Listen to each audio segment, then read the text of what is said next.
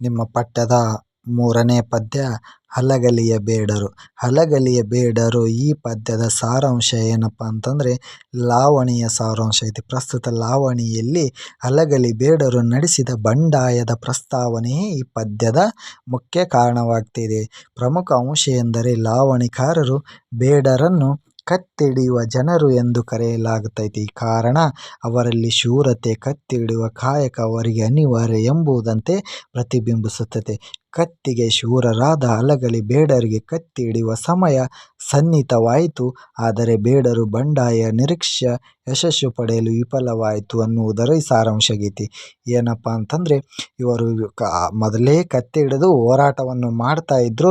ಇವರು ಬೇಟೆಗಳನ್ನು ಆಡ್ತಾ ಇದ್ರು. ಭಯ ಇಲ್ಲದೆ ಶೂರತನವನ್ನು ತೋರಿಸ್ತಾ ಇದ್ರು. ಆದರೆ ಅದು ಒಂದು ಕಾಲ, ಬ್ರಿಟಿಷರು ಭಾರತ ದೇಶವನ್ನು ಆಳುತ್ತಿದ್ದಂಥ ಕಾಲ.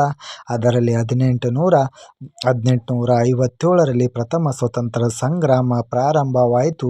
ಅದರಲ್ಲಿ ಅದನ್ನು ಸಿಪಾಯಿ ದಂಗೆ ಅಂತಲೂ ಕರೀತಾರೆ.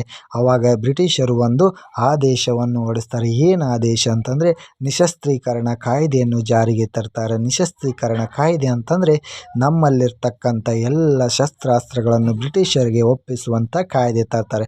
ಆದರೆ ಇಲ್ಲಿ ಇರ್ತಕ್ಕಂಥ ಹಲಗಲಿ ಬೇಡರು ಅದಕ್ಕೆ ಒಪ್ಪುವುದಿಲ್ಲ. ಯಾಕೆ ಒಪ್ಪುವುದಿಲ್ಲ ಅಂತಂದರೆ ನಮ್ಮ ಜೀವನ ನಡೀತಾ ಇರೋದು ನಮ್ಮ ಶಸ್ತ್ರಗಳಿಂದ ಅಂತೇಳಿ ಬ್ರಿಟಿಷರ ವಿರುದ್ಧ ಅವರು ಏನು ಮಾಡ್ತಾರಪ್ಪ ಅಂತಂದರೆ ಒಪ್ಪಲಾರ್ದ ಎದುರು ಮಾಡ್ತಾರೆ. ಎದುರು ಮಾಡಿದಂಥ ಸಂದರ್ಭದಲ್ಲಿ ಕಂಪನಿಯ ಸರ್ಕಾರ ಹಲಗಲಿ ಬೇಡರಿಗೆ ಏನಪ್ಪ ಅಂತಾರೆ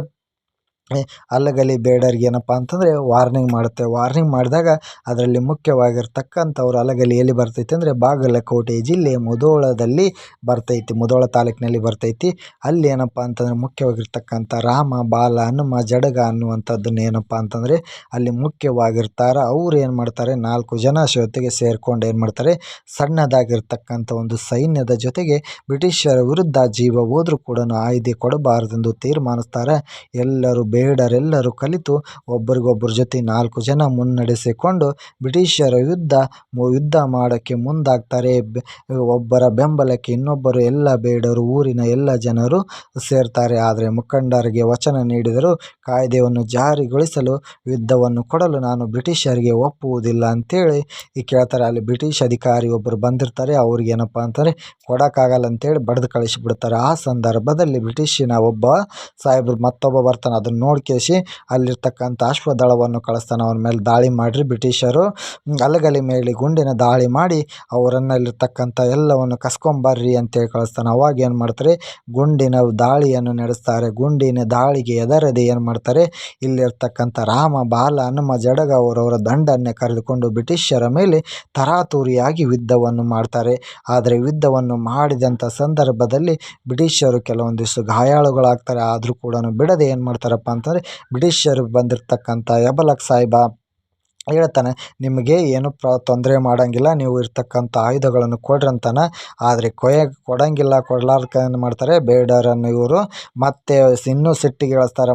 ಇವರು ಅಧಿಕಾರಿಗಳನ್ನು ಸಿಟ್ಟಿಗೆಲ್ಸೋಂಥ ಸಂದರ್ಭದಲ್ಲಿ ಏನು ಮಾಡ್ತಾರೆ, ಬ್ರಿಟಿಷರು ಇವ್ರ ಮೇಲೆ ಆ ಎಬಲಕ್ ಸಾಹೇಬನ್ನ ಕೇಳಾರ್ದ ಏನು ಮಾಡ್ತಾನೆ, ಅಲ್ಲಿ ಜಡಗ ಅನ್ನುವಂಥದ್ದನ್ನು ಅವನ್ನ ಬಡ್ದು ಬಿಡ್ತಾನೆ. ಬಡ್ದಾಗ ಏನಾಗ್ತೈತಿ, ಬ್ರಿಟಿಷರು ನೇರವಾಗಿ ಇವ್ರಿಗೆ ಸುಮ್ಮನೆ ಹೇಳಿದ್ರೆ ಕೇಳಂಗಿಲ್ಲ ಬಾ ಅಂತೇಳಿ ಅವರಲ್ಲಿರ್ತಕ್ಕಂಥ ಅಧಿಕಾರಿಗಳನ್ನು ಕಳಿಸಿ ಭರ್ಜರಿ ದಾಳಿ ಮಾಡಿಸಿ ಅವ್ರ ಮೇಲೆ ಹೆಂಗೆ ಬೇಕಂಗೆ ಹಲಗಲಿ ಮೇಲೆ ದಾಳಿ ಮಾಡಿಸಿ ಗುಂಡುಗಳ ದಾಳಿ ಮಾಡಿ ಮುಂದೆ ಬಂದವ್ರನ್ನೆಲ್ಲ ಕೊಲೆ ಮಾಡಿ ಅವರಲ್ಲಿರ್ತಕ್ಕಂಥ ಶಸ್ತ್ರಾಸ್ತ್ರಗಳನ್ನು ಕಸಿದುಕೊಂಡು ಮುಖ್ಯವಾಗಿರ್ತಕ್ಕಂಥ ರಾಮ, ಬಾಲ, ಹನುಮರಂಥ ಹೋರಾಟವನ್ನು ಅವರನ್ನು ಕೊಲೆ ಮಾಡೋದ್ರ ಮೂಲಕ ಅಂತ್ಯಗೊಳಿಸಿ ಅದನ್ನು ಅವ್ರ ಮುಂದೆ ಬಂದವರು ಇಡೀ ಹಲಗಲಿ ಊರನ್ನು ಸುಟ್ಟು ಬೂದಿ ಮಾಡಿ ಅಲ್ಲಿರ್ತಕ್ಕಂಥ ಎಲ್ಲ ವಸ್ತುಗಳನ್ನು ವಶಪಡಿಸಿಕೊಂಡು ಅಲ್ಲಿ ಏನು ಸಿಗ್ತಾವೆಲ್ಲ ಕೃಷಿ ವಸ್ತುಗಳಾಗಲಿ, ಅಲ್ಲಿ ಮನೆಯಾಗ ಏನು ಸಿಗ್ತಾವ ಎಲ್ಲಗಳನ್ನು ತೆಗೆದುಕೊಂಡು ಬಂದು ಕೇಶ್ ಏನು ಮಾಡ್ತಾರಪ್ಪ ಅಂದ್ರೆ ಬ್ರಿಟಿಷರು ಹಲಗಲಿಯನ್ನು ನಾಶ ಮಾಡ್ತಾರೆ.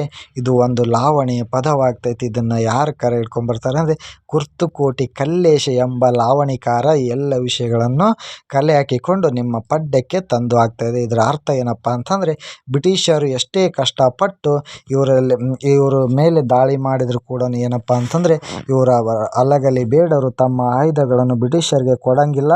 ಕೊಟ್ಟರೆ ನಮ್ಮ ಪ್ರಾಣವನ್ನೇ ಕೊಡುತ್ತೇವೆ, ನಿಮಗೆ ಯಾವುದೇ ಥರ ನಮ್ಮ ಅಸ್ತ್ರಗಳನ್ನು ಆಯುಧಗಳನ್ನು ನಿಮ್ಮಲ್ಲಿ ಕೊಡುವುದಿಲ್ಲ ಅನ್ನುವಂಥ ದಿಟ್ಟ ಹೋರಾಟದ ಫಲವಾಗಿ ಇವರ ವೀರ ಮರಣವನ್ನು ಅಂತಾರೆ ಅಲಗಲಿ ಬೇಡರು. ಇದು ಇತಿಹಾಸವನ್ನು ಸೇರ್ತೈತಿ.